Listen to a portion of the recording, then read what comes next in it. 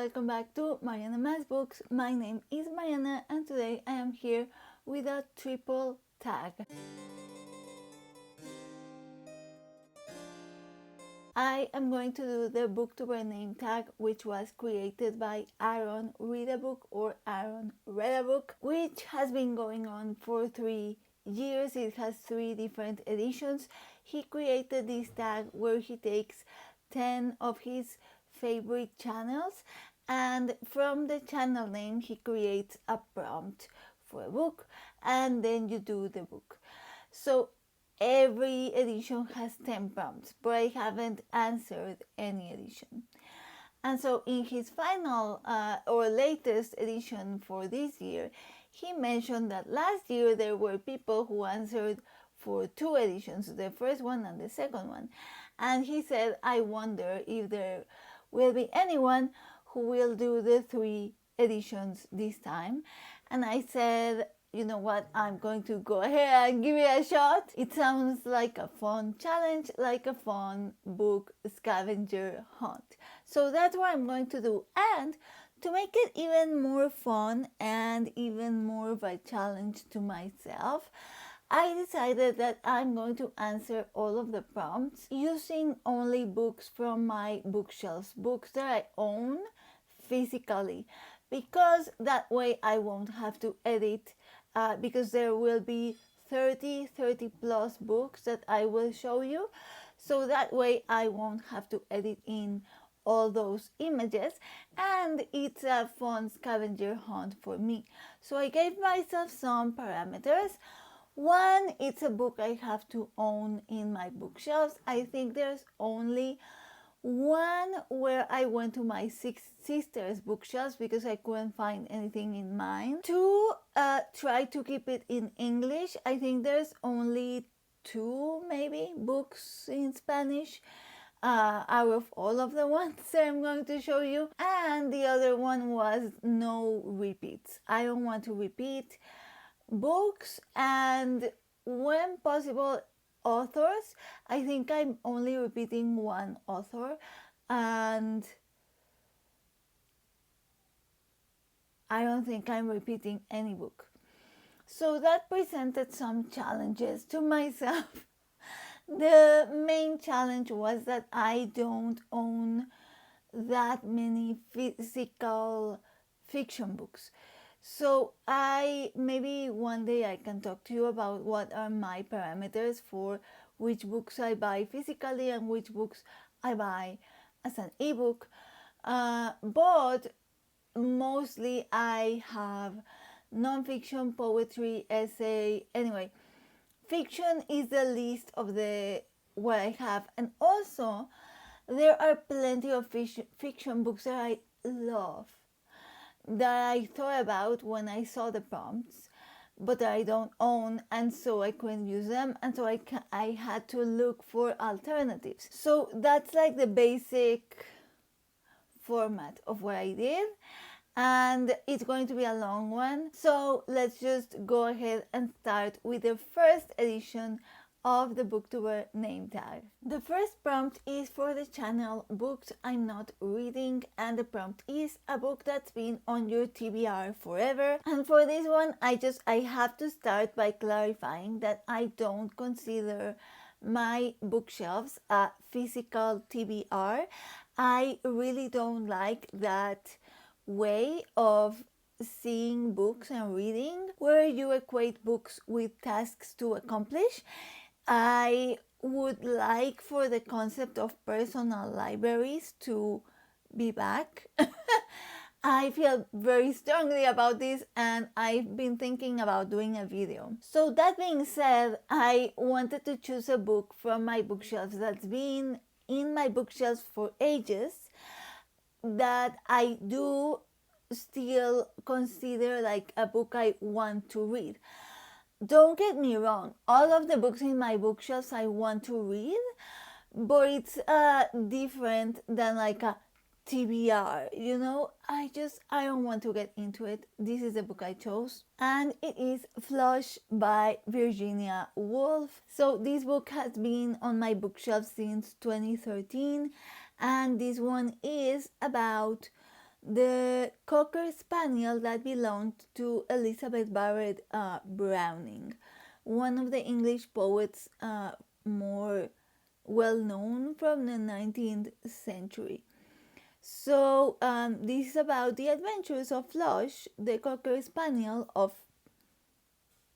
Elizabeth Barrett Browning, and that sounds delightful. The next prompt is for the channel Novel iDeea, and the prompt is a book with an interesting premise or plot device. I have the perfect book for this. It came to my mind straight away because I read it in December, and it is Star Rats by Idalia Sauto. This one is written by a historian. Idalia Sauto is a historian, and she takes the premise of reflecting on historiography to write her novel. And so she writes like different versions of the same story within the story. It is about a couple. It is a very quiet, very intimate novel, and she, the main character, it's autofiction, and so she is writing a novel about them as a couple, but then also you have them as a couple in the novel, and so you will have dialogues where maybe it's writing and you're reading it as if it is the novel, but then there will be a dialogue that says, why are you writing me like that? I never said that to you. But the interesting thing is that she writes and rewrites the same scenes in different ways, and in between sections, it's divided into 3 sections. In between sections, she writes a mini essay about history and about historiography. And so the idea with this is that she is exploring historiography and the question of like what even is history, what even is historical context. It's honestly amazing. It took me aback. I wasn't expecting it. The ending just blew me away and broke me in a way that I wasn't expecting. Sadly, this is one of those where I don't know if this will ever be translated. It's printed by a small university press. I don't like, it's not even well known in Mexico. I found it in an indie bookstore, or rather my sister found it.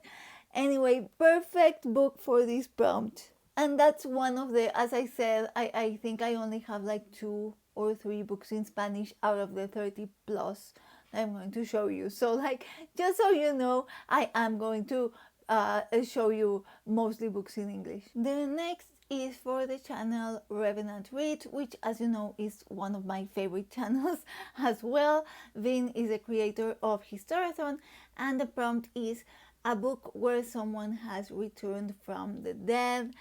And okay, so as I said, I fiction books, I don't have as many in my shelves. I have mostly in my Kindle.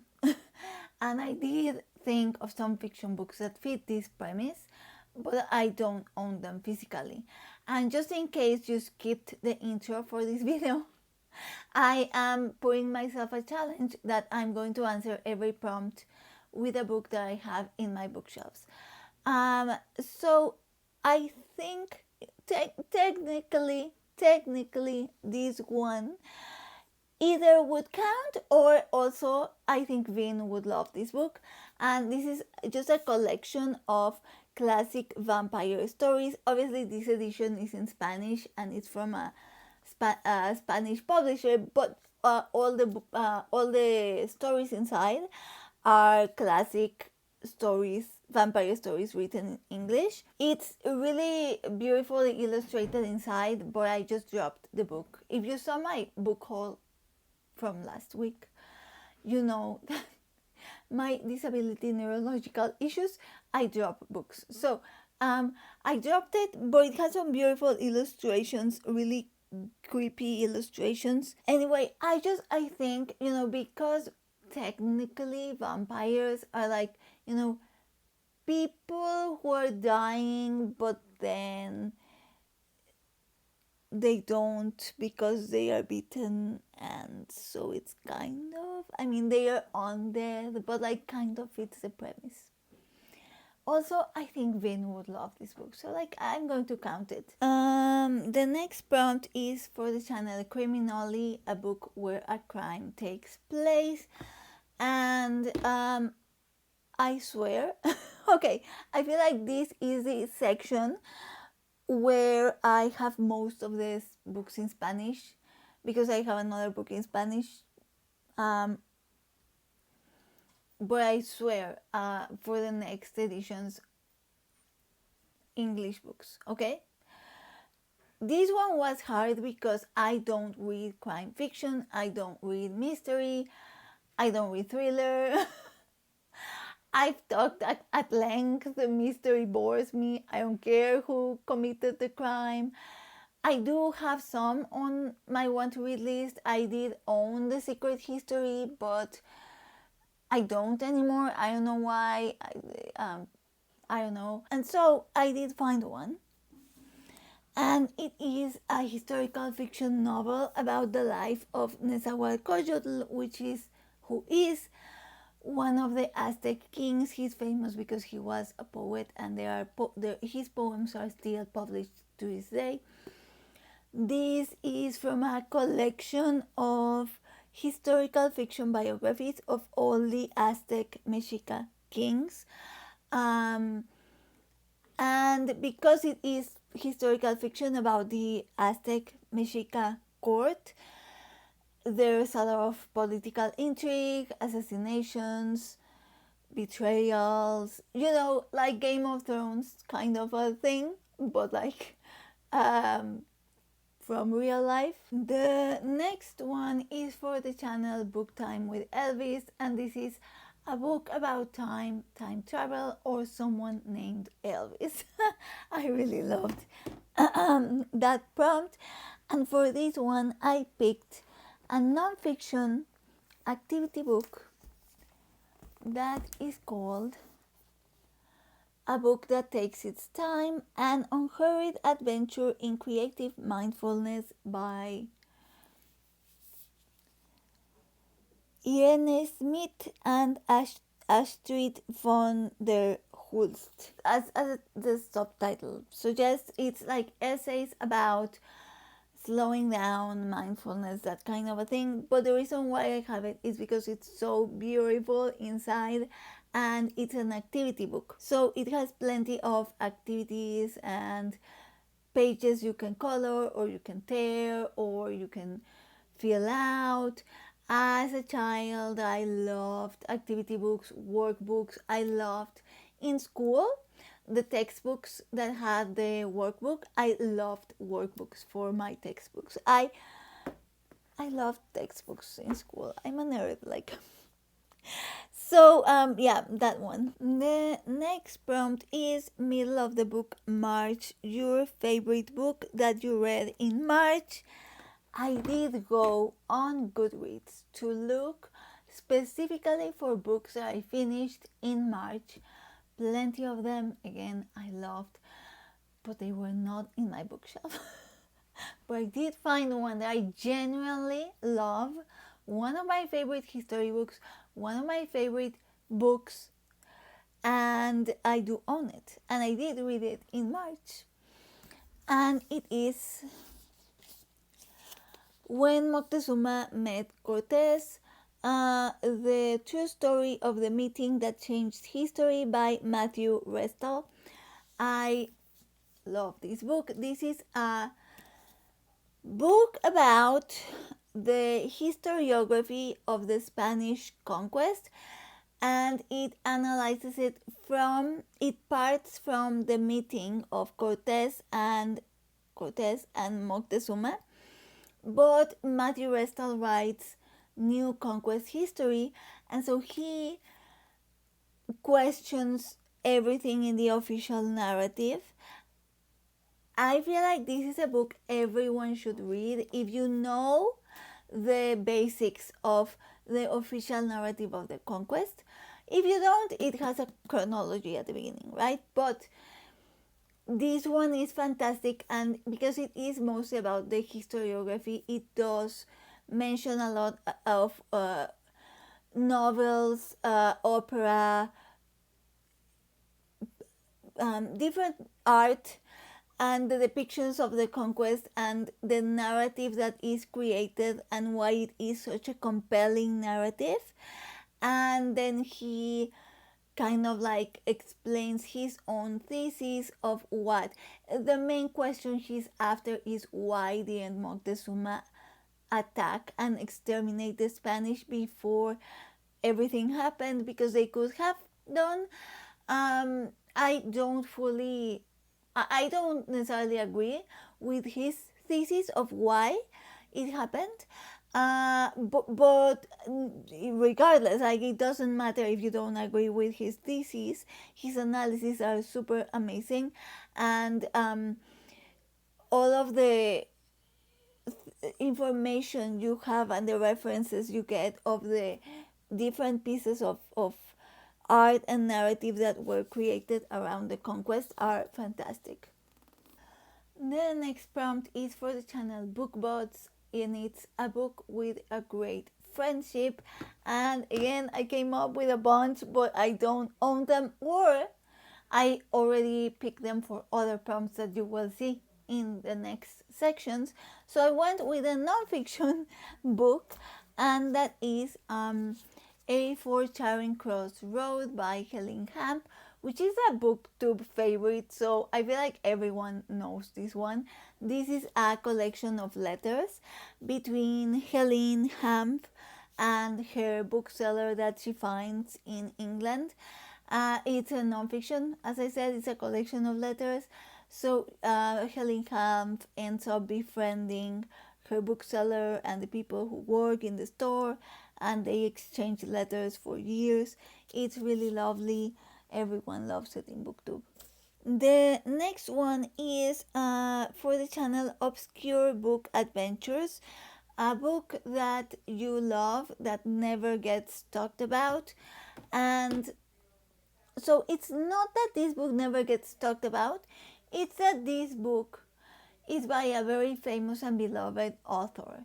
And no one ever talks about this book because it's not one of the favorites. And from the books I've read by her, this is my favorite.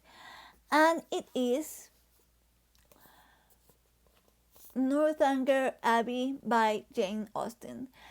I read this recently for a reading event here locally, and this became my favorite Jane Austen easily. I have read Pride and Prejudice, which I need to reread for a third time because the first time I read it in high school and loved it. I mean, not in high school, when I was in high school. I loved it, but then I reread it a few years ago and it was such a disappointment. I feel like I need to reread it again just to confirm if it is in fact a disappointment. But that's like the idea I have in my mind at the moment. I've read Emma, which I really loved also, and I've read. I think those are the three that I've read. Yeah, Emma, Pride and Prejudice, Northanger Abbey, and this is the one that's been my favorite by far. I loved it because it reads like a contemporary romance novel. It feels like I was reading Emily Henry or Ali Hazelwood or like a famous contemporary romance author of today, except she was like in the Regency, it was contemporary romance. It's the most filled with tropes. I recognized every single trope in this as if I was reading a contemporary romance novel. I'm not. I could talk hours about this book, so I'm not going to. But I loved this book so much, and I feel like it's such an underrated book. And then finally, a book. Oh, bonus prompt. Okay, for these ones, there is a bonus prompt that is a book that fits your own channel name or the name of a channel that you love. Because I'm doing all three editions, I'm going to be answering for every edition the bonus prompt. So the first two I'm going to answer with channels I love because I couldn't pick which prompt I wanted. And the last one I'm going to do from my own channel name. So for this one, I'm going to pick for a channel that I've been watching for years. One of my favorite channels. I feel like it's the single most underrated channel on Booktube. I've mentioned before on other videos. And then for the next one, I'm going to do a channel I just discovered for the next section. So for this section, again, highly easily the single most underrated channel on Booktube, and that is Eyes on Indie. Sarah only talks about books by independent presses. I love her focus because it's not genre based. She talks about a wide variety of books, fiction, non-fiction, different types of genres for fiction, different types of genres for non-fiction, but they are all from independent presses. And I feel like that focus makes for a really cool perspective that Sarah brings to the channel. The way she makes her videos are, she makes the most unique videos on Booktube. And I could talk about her at length, but I'm not going to because again this is a long video as it is. So the prompt obviously is a book from an independent press or a book published independently. I of course have a bunch of books from really cool, amazing independent Mexican presses, so I'm not going to show those because I wanted to show something from an indie press that generally online in English, which is like, you know, this section of Booktube where we speak in English even though we're from different countries, you can get. And it is a poetry collection, speculative poetry collection called Clock Star Rose Spine by Fran Wilde. Fran Wilde also writes novels, speculative novels, but this is speculative poetry collection, and it is published by Lanternfish Press in Philadelphia. This is a really beautiful book, and this is the only book I've ever pre-ordered from an indie press in the US because shipping is expensive. But it's just super cool, and it came with like stickers and stuff. It's obviously like really beautiful, illustrated, and the poems are also really cool. So yes.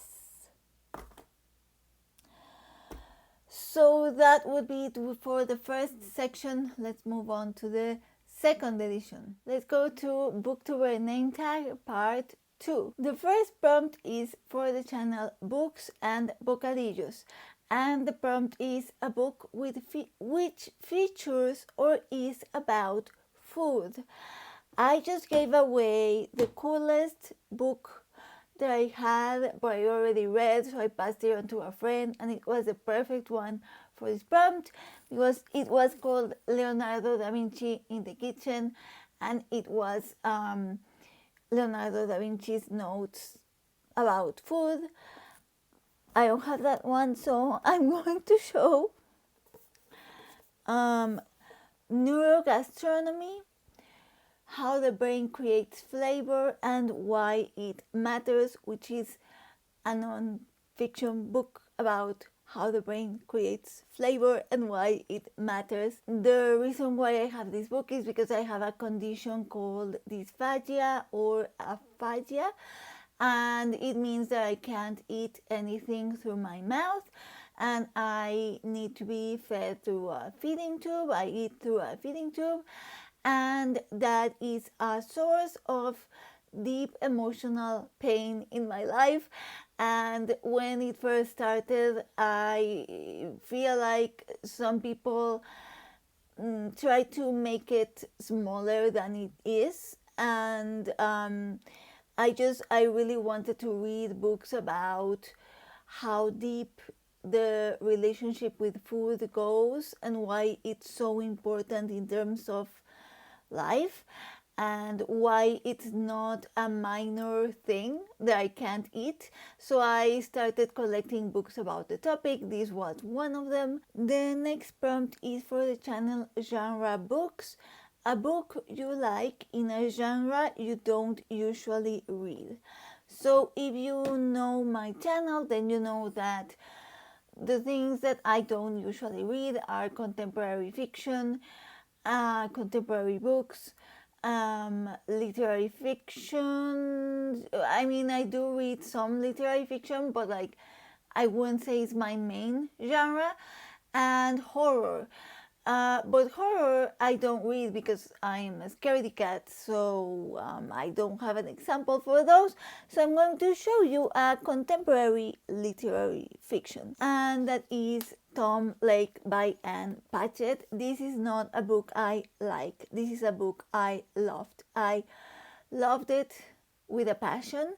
I read this last year and I think it was in my top books. This isn't the only type of literary fiction I like, but this is one of the types of literary fiction I liked.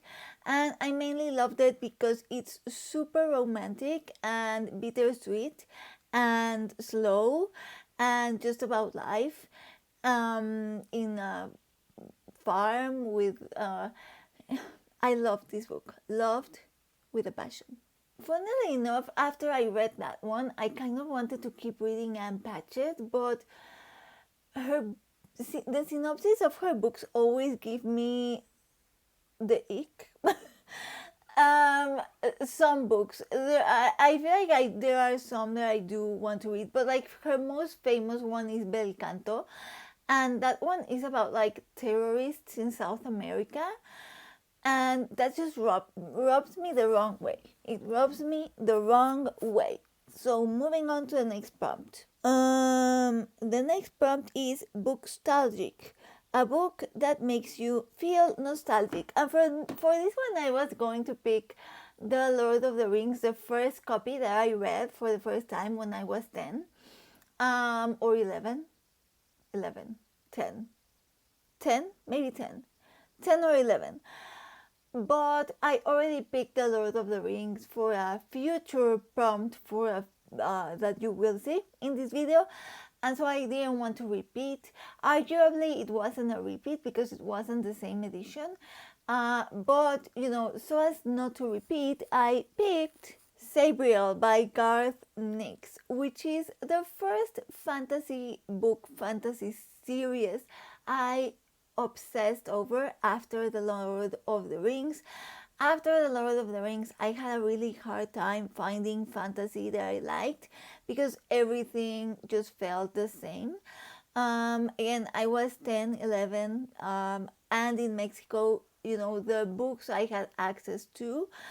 And I feel like I didn't read fantasy for a good while, except for Harry Potter because like I'm a millennial. But anyway, so I think I've talked about how one year we lived in, I lived for 2 years in Boston with my family, and I found this in a Barnes and Noble, and just the title, the cover, it just screamed Mariana, and I read the full trilogy, was obsessed, and I mean, there's a reason why I still hold on to these copies. The next prompt is Books, Songs, and Other Magic, and the prompt is a book about, the channel is Book, Songs, and Other Magic, and the prompt is a book about or featuring music or magic. Bonus points for magical music. And I do get the bonus points because I do have a book about magical music. Oh, hold on. Just before I show you that one, I did bring my copy of The Lord of the Rings because even if I didn't officially pick it for the last prompt, I just wanted to show you guys. This is the first copy that I read. This is the Fellowship of the Ring. And this is from the 1991 edition, which was the first pocket pocket edition in Spanish, but this is the 2001 reprint. But yes, the book about magical music is A Song for Arbonne, by Guy Gabriel Kay in this beautiful vintage edition that Elle got for me in a bookstore in the US.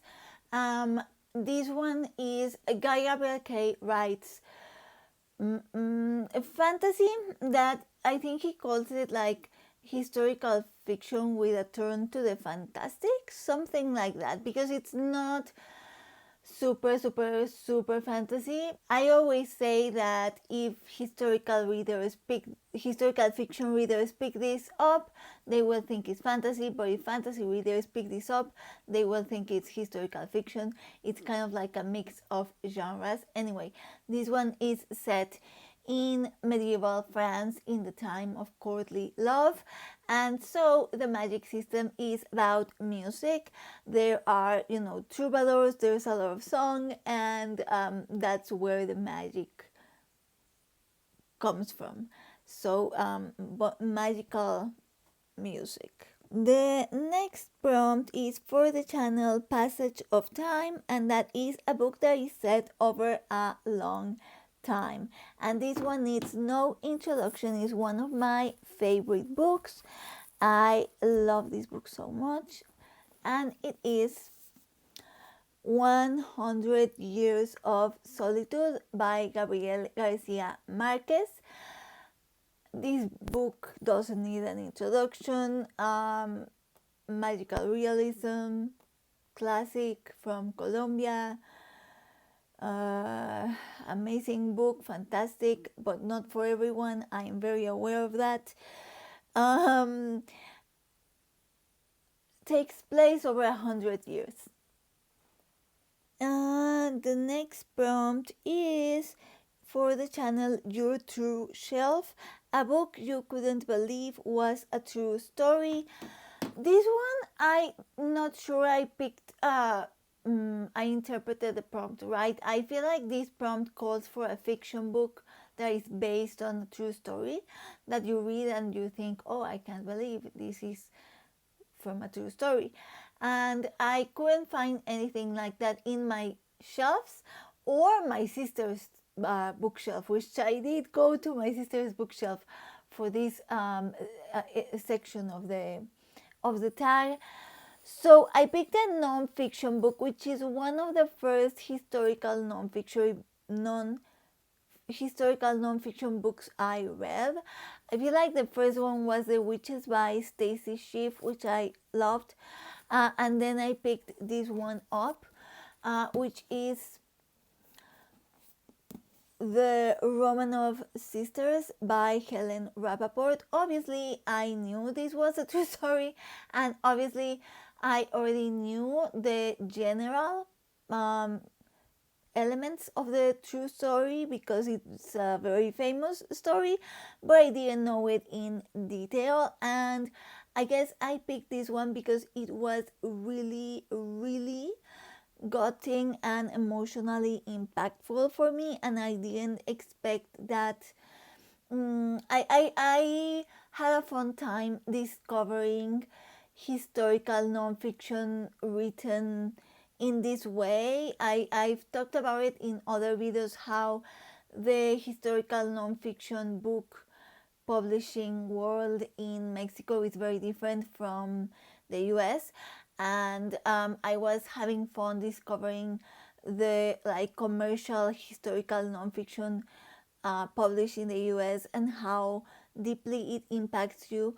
And this one specifically, because as a rule of thumb, you can always assume that I will always side with the revolution in any given conflict in history. And obviously the Romanov sisters are not part of the revolution, right? The revolution was against the Romanov family.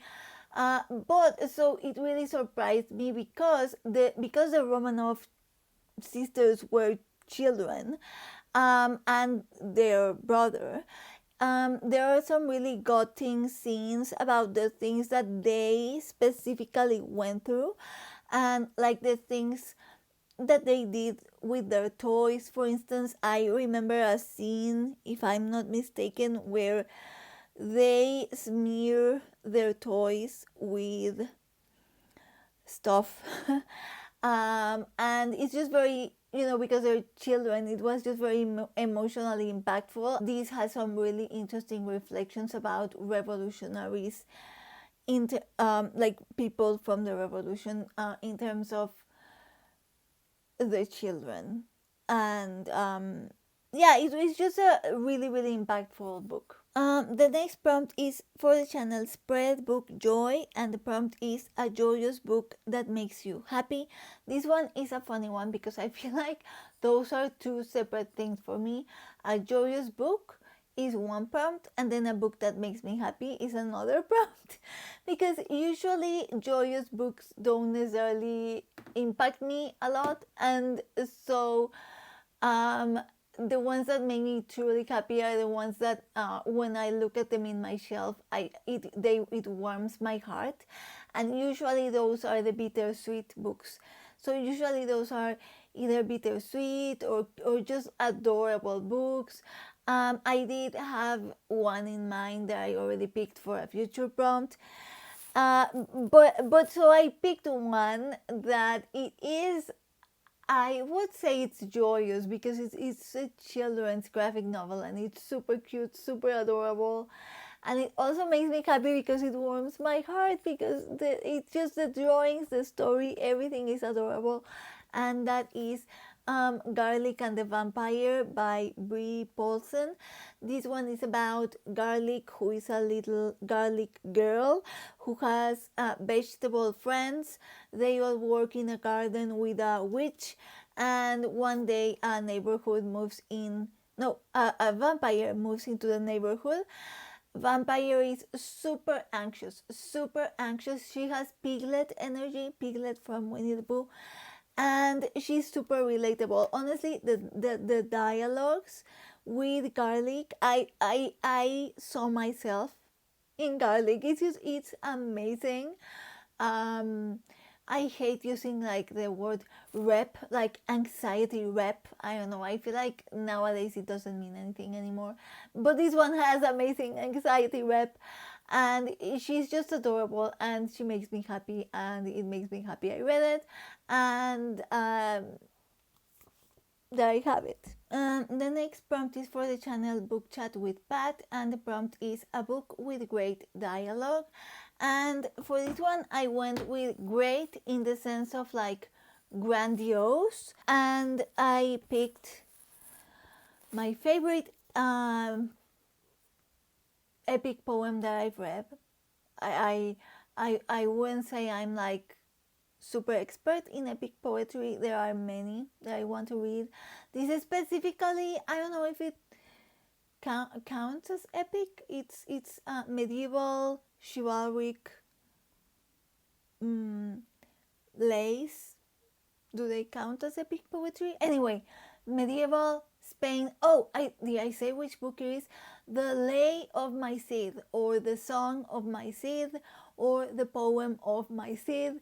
In Spanish, this one, I don't know why it says Poema de Mio Cid. Usually it's El Cantar del Mio Cid, which would be the song of my Cid. Medieval Spain, the Cid is a Spanish hero, Rodrigo Diaz de Vivar. This one is like a kind of fictional, kind of historic account of his deeds. Oh, that's the name, Songs of Deeds. That's the genre of poetry, songs of deeds, of medieval knights. And the dialogue is just very grandiose, because it's not like dialogue like modern dialogue, if you read this type of literature, but it's just so amazing, and it has the best insults that you will read. If you haven't read The Poem of My Cid and you enjoy medieval literature, it is my mission in Booktube to get everyone to read this poem. And then for the channel Roving Reader, a book that is set in multiple countries or lands. And for this one, I did have to go to my sister's bookshelf because, anyway, White Sargasso Sea by Jean Rees. This one is about a character from Jane Eyre, so kind of like a retelling of the Mad Woman from Jane Eyre, and it's set in Jamaica and England. And finally, for the bonus prompt, a book that matches your own channel name or a channel you love. So for this one, I'm going to mention a channel I recently discovered, like this week, through his Best Books of the Year video, which is my favorite Best Books video that I've watched for 2025. The best. Go watch it. And his channel is just amazing. I've been binging his videos, and the name of the channel is, oh my god, hold on, Masked Manta. I was going to Google if that's like a reference for something. I'm sorry. Masked Manta. So I picked the name Masked, so like mask. And so what I did was, okay, mask. So a book that features a character who either hides their true identity or who hides a part of themselves. And I picked one of my favorite fantasy books, which is Assassin's Apprentice by Robin Hobb, which is the first book in her 16-book Realm of the Elderling series, and this is the first book in the first trilogy, which is the Farseer trilogy, which people say is the worst trilogy of all of the Realm of the Elderlings, but it's my personal favorite. And Assassin's Apprentice is my favorite book from the Realm of the Elderlings. The Farseer trilogy is my favorite. I have a hard time picking, but I do feel like if I were to choose one book from the Realm of the Elderlings to read over and over again, it would be Assassin's Apprentice. It gets a bad reputation because it's slow and because it doesn't feature world building, which for me, world building doesn't mean the same as for fantasy book too. And I think it has fantastic world building, and that's all I'm going to say. And it's fantastic prose. If you, my friend Elle, she often says, if you like classics, you will love Realm of the Elderlings, Robin Hobb. She writes amazing. Farseer trilogy, best trilogy of the series. Okay, on to the Booktuber Name Tag Part 3. The first prompt is with the channel Violet's Book Days or Violet's Book Days. I'm not sure. I haven't checked out that channel yet. A book that left you in a daze or a book that takes place over only a few days. So I don't have a second. I didn't find one example for the second in my physical shelves, but so I was trying to think of in a daze. I actually googled the definition because I wasn't sure exactly how to, yeah. So one of the things it says is when it leaves you like stunned or shocked, and I think it means more out of confusion, but I couldn't find an example of confusion, so I'm going with stunned and shocked because of the emotional impact, but also because of the story, because of the level of impactful that the book was. And for that I chose The Sparrow by Mary Doria Russell, which is a science fiction novel. I want to say it can be called a first contact novel, where a mission is put in place to go meet a extraterrestrial race that was heard in planet Earth. I don't know if it can be called first contact because the extraterrestrials don't come to Earth. It's more that a mission is put in place so that the human group will go to the planet to meet and study this race. And leading the mission is a Jesuit priest who is a linguist. And that is the reason why I decided to read this book. I've talked in other videos about my relationship with Jesuits and how much of a fan we are in this household of Jesuits. So when I found out there was a novel of a Jesuit that goes to space, I just had to read it, and it's absolutely shocking. So that's why I picked it for this prompt. After I read this, I then found out that there is another science fiction novel about Jesuits in space. Which makes sense because if there was a religious order to go to space, it would be the Jesuits. So the next prompt is with the channel Sailing Through Books, a book with a book or sailing in it. I actually did find a book with a boat in the cover, but I had already picked it for another prompt, so instead I'm going to go with this one. I don't have many books about sailing, it seems like, and the immediate trilogy that came to mind that was about ships, magic ships, is on my Kindle, so it didn't count for this for this tag for me, for my format of doing the tag. So I went with The Return of the King by J.R.R. Tolkien. This book needs no explanation, and I'm just going to say there is a very famous ship that sails to the west. That's all I'm going to say. The next prompt is the channel The Reading Hour, a short, fast read which you could finish in one sitting. And for that one, I picked a Maggie O'Farrell book that is not that well known, and it was one of my favorite reads of last year, but I forgot to mention it in my favorites video because I read it right at the end of the year, and it is a picture book, children's picture book, Where Snow Angels Go by Maggie O'Farrell. This is about snow angels. When you make a snow angel, an angel is created as sort of like a guardian angel that protects you. And so you follow this girl who meets her snow angel, and the story goes from there. It's absolutely beautiful. It's stunning. The story, the writing is amazing, and the illustrations are stunning. Highly, highly recommend. Check out. She has another children's picture book that I need to buy. The next prompt is Books Do Things to Me. I love that channel name, and I love her channel as well.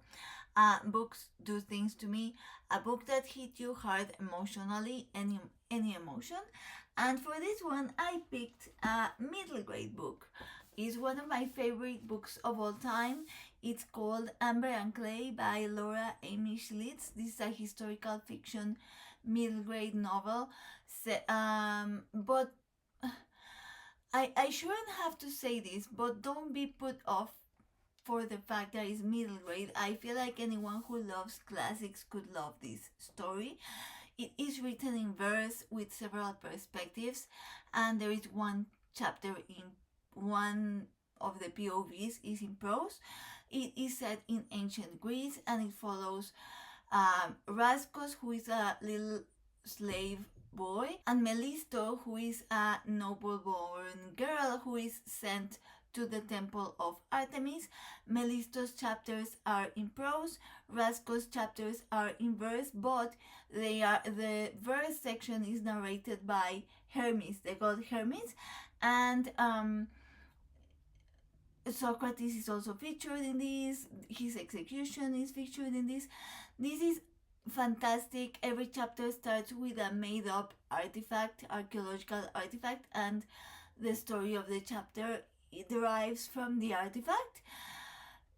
It's super emotionally impactful, obviously, because I chose it for this prompt. I read it twice and I feel like we're reading it again this year, now that I'm reading about ancient Greece for Historathon. I love Raskos with all of my heart, and there is a scene where he discovers art, and it's just one of the most beautiful scenes I've ever read. The next prompt is a genteel black hole, a book that pulls you into a subject or your favorite Terry Pratchett book. I've never read Terry Pratchett, I'm sorry to say. Book that pulls me into a rabbit hole. Actually, the book that I picked for the next prompt was the first one that came to mind, but that's for the next prompt, so you will see that one. Obviously, nonfiction, obviously, history. Those are the types of books that I read with my phone in hand because I keep opening tabs to research later.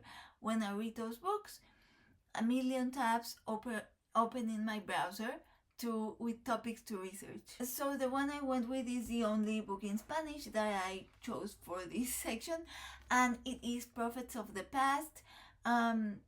15 voices of Mexican historiography or historiography about Mexico. And so this is basically the author. He interviews or he has conversation with 15 different historians, archaeologists, etc., about different topics in Mexican historiography, and they just have a conversation, and it's just the transcripts of the conversation, and it's just it blew my mind. Every chapter sent me on a million rabbit holes. I got new obsessions from this book. My only complaint is that there isn't a single female academic in this book. 15 voices, not one woman. Other than that, it did send me on a ton of rabbit holes, black holes, whatever, however you want to call them. The next prompt is Riffraff's Reading Renaissance, a book with a character from the lower social classes or a book set during the Renaissance.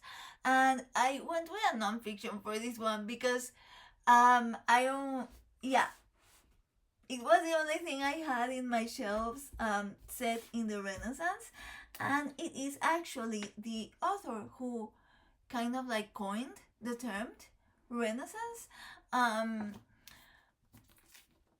in a sense, and that's Giorgio Vasari's The Life of the Artist. This is a collective biography of different artists from the Renaissance period and some of them from the late Middle Ages. And Vasari writes their biographies. Obviously, it's written in the Renaissance, so there are tons of mistakes in his biographies.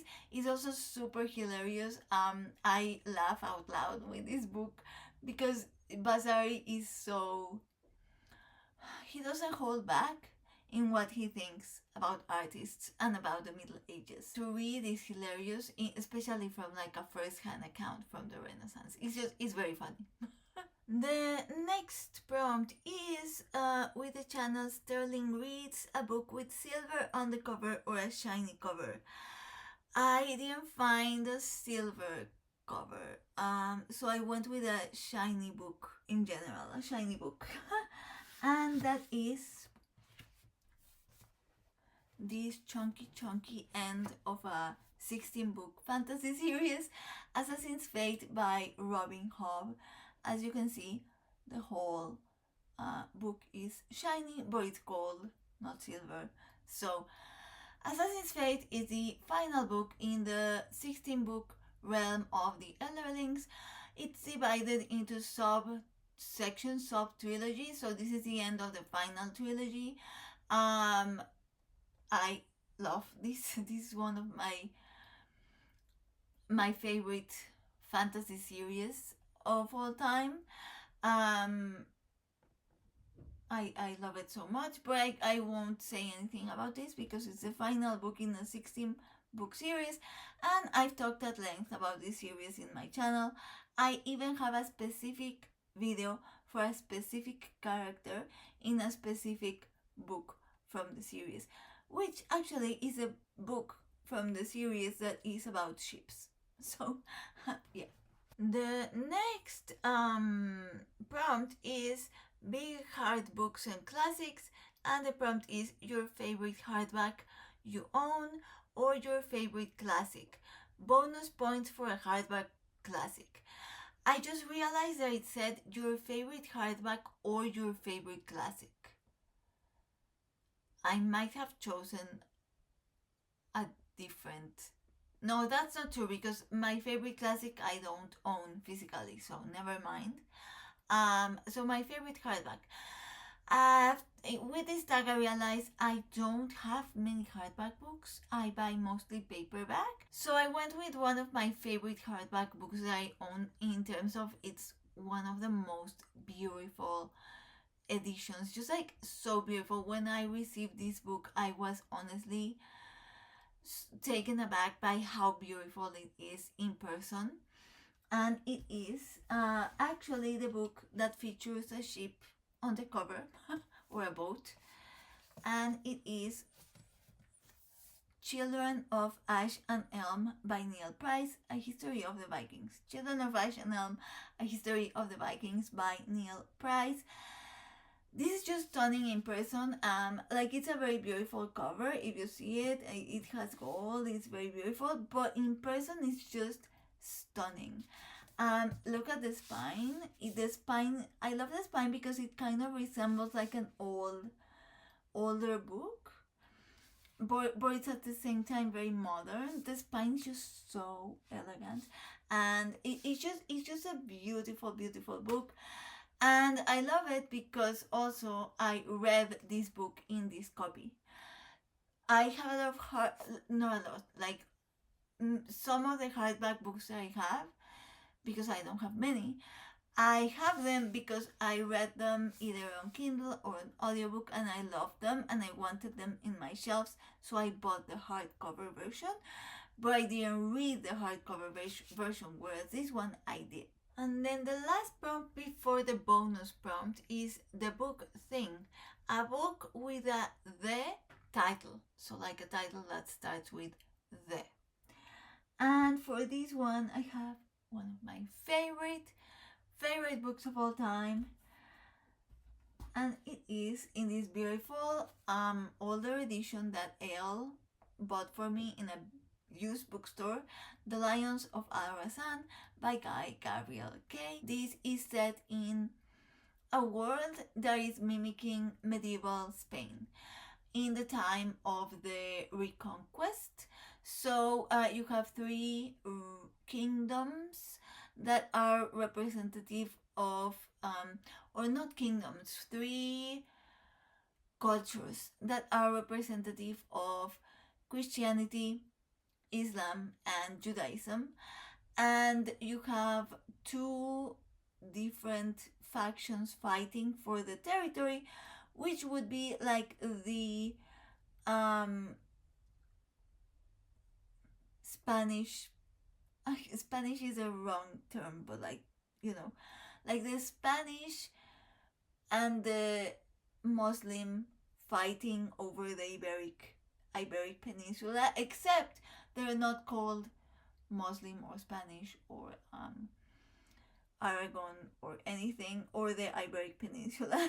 Different names. The most beautiful, stunning, amazing writing you will ever read. And if you're fascinated by medieval Spain, and if you like the Song of My Cid, the medieval Spanish poem, there is a character here that is representative of Rodrigo Diaz de Vivar, who is known as El Cid. Like you have to read this. And then finally, for the bonus prompt, as I told you in previous sections of this tag, so the bonus prompt, as you know, is a book that matches your own channel name or the channel or a channel you love. And in this case, for the final, I'm going to do the featuring my channel name. My channel name is very boring for this type of tag because it's just Mariana Mass Books, which means Mariana plus books. Literally, that's what it means. So, there's not much creativity for the prompt, but I thought, okay, Mariana and books, so a book titled Mariana. And I thought of this prompt because I do have two books titled Mariana and I wanted to show them off. So the first one is Mariana by Susanna Kearsley. This is a historical fiction, but I think it's one of those where it's like different, like a woman from contemporary times and like a ghost from the past, something like that. I clearly haven't read it. I've been thinking for ages about doing a reading blog where I read the two books I have that I titled Mariana. Maybe someday, I don't know. I'm not promising anything. And then the other one I have is Mariana by Monica Dickens. This one is, I think, early 20th century. 1930s. And obviously, Persephone classics.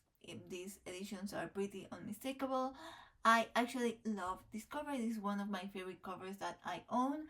Although I will say the production of the book, the paper and the binding, especially the binding, were super disappointing to me.